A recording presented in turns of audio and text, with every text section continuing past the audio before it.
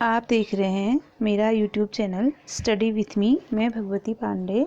आज हम पढ़ेंगे कक्षा 9 रसखान के सवैये। रसखान कृष्ण भक्ति शाखा के प्रमुख कवि थे। उनकी कविताओं में कृष्ण की अलौकिक छवियों का वर्णन हुआ है।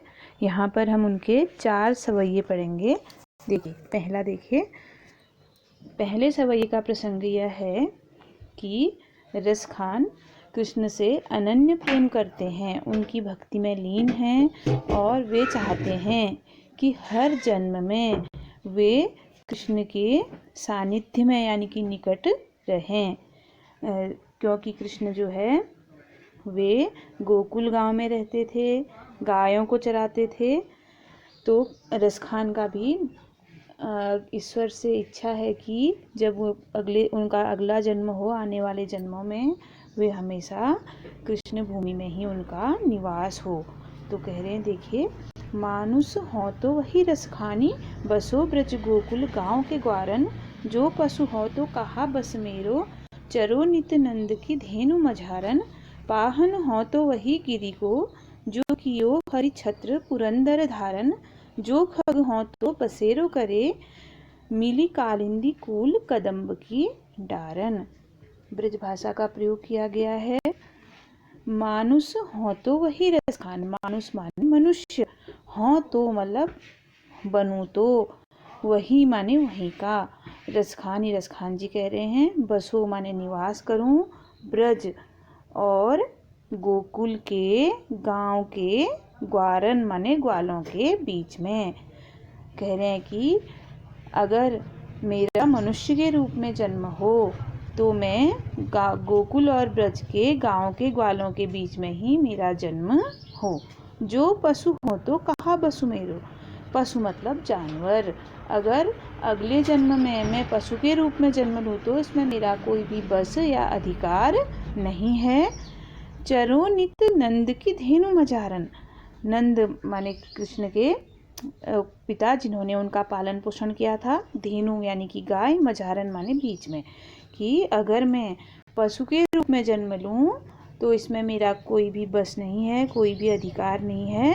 किंतु मैं पशु के रूप में जन्म लूँ तो मैं प्रतिदिन नंद की गायों के बीच में चरूं, क्योंकि कृष्ण जो है नंद की गायों को चराने के लिए जाते थे। पाहन हो तो वही गिरि को, अगर पाहन मतलब होता है पत्थर, गिरि का तात्पर्य है पर्वत।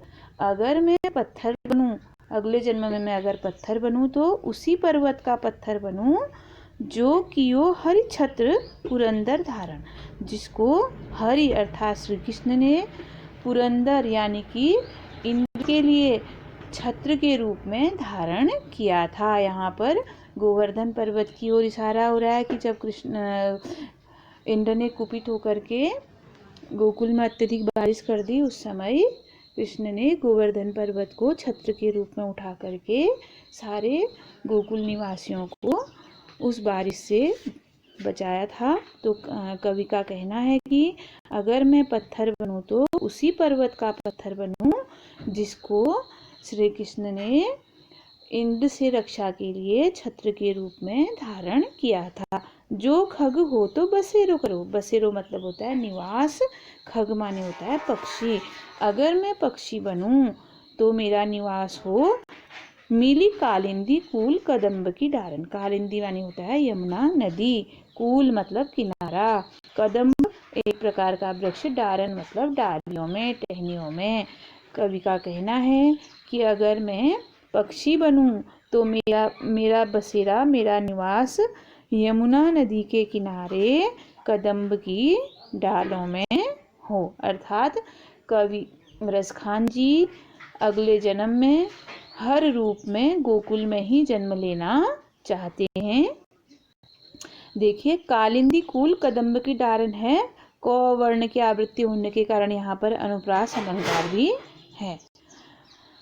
दूसरा देखिए, या लकुटी अरु कामरिया पर रास तिहूं पुर को तजिडारो, आठों सिद्धि नवो निधि के सुख, नंद की गाय चराय बिसारो, रस खान कबो इन आखिन सो, ब्रज के बनबाग तड़ाग निहारो, कोटिक एक अलद्योत के धाम करील के कुंजन ऊपर वारो की या लकुटी, अर्थात रसखान जो हैं कृष्ण से अनन्य भक्ति करते हैं, उनकी भक्ति में लीन हैं, इसलिए वे कृष्ण की वस्तुओं से अत्यधिक प्रेम करते हैं।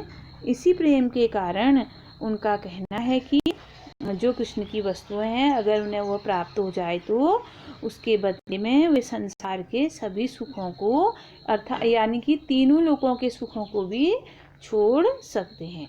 या लकुटी अरु कामरिया पर, इस लकड़ी और मतलब और कामरिया, कामरिया का तात्पर्य होता है कंबल या सौल या दुसाला, कुछ भी कह सकते हैं हम उसको। राज मतलब होता है राज्य, तिहुपुर मतलब तीनों लोगों को, तजिडारो मतलब तजना मतलब छोड़ देना। आठों सिद्धि नव निधियों के सुख, नंद की गाय चराय बिसारो, बिसारो मतलब भुला देना। रसखान कबो इन आखिन सो ब्रज के वन बाग तड़ाग निहारो, आखिन मतलब आँखों, सौ मतलब से, ब्रज के वन यानी कि जंगल, बाग बगीचे, तड़ाग तालाब, निहारो मतलब देखूं। कोटिक एक कल ध्योत के धाम, कोटिक मतलब करोड़ों, कल ध्योत माने सोने के, धाम मतलब महल, करील, करील एक प्रकार की झाड़ी है, कुंज मतलब उसका समूह, झाड़ी करील वृक्ष का समूह या करील की झाड़ियों के ऊपर वारो मतलब न्यौछावर करूं, कि कह रहे हैं कि कृष्ण की इस लकड़ी अर्थात जिस लकड़ी से वे गाय चराने के लिए जाते थे और उस कंबल पर मैं तीनों लोगों के राज्य को छोड़ दूंगा। अर्थात रसखान जी का कहना है कि अगर मुझे वह लकड़ी और वह कंबल जिसको कृष्ण गाय चराते समय ले जाते थे प्राप्त हो जाए तो उसके बदले में मैं तीनों लोगों के राज्य को छोड़ दूंगा, और अगर मुझे नंद की गाय चराने के लिए मिले तो मैं आठों सिद्धि और नव निधियों के सुखों को भी भुला दूंगा। रसखान कह रहे हैं कि मैं अपने नेत्रों से कब ब्रज के जंगलों को, बगीचों को और तालाबों को देखूंगा।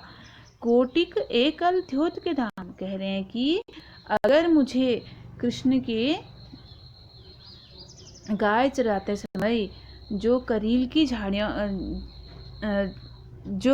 झाड़ियों के पास बैठ करके कृष्ण गाय चराते थे, अगर मुझे वो करील की झाड़ियाँ प्राप्त हो जाएं तो मैं उन झाड़ियों के बदले करोड़ों सोने के महलों को भी न्यौछावर कर सकता हूँ।